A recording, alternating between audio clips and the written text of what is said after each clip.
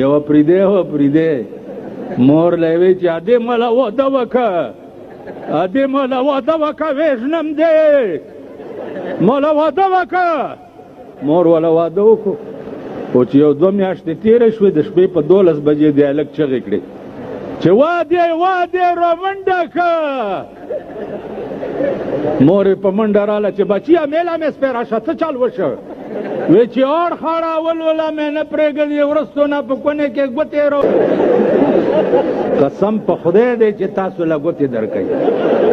دا بار در نه ځکه راووتې چې ته ورته هلته خسي که ته خسي نه وې او ټیلې دې سمې والې شوې والله که دنه راوتې وې تاسو پوه شوئ یو د ارشاد همیشه ماله ټیم کم راکوي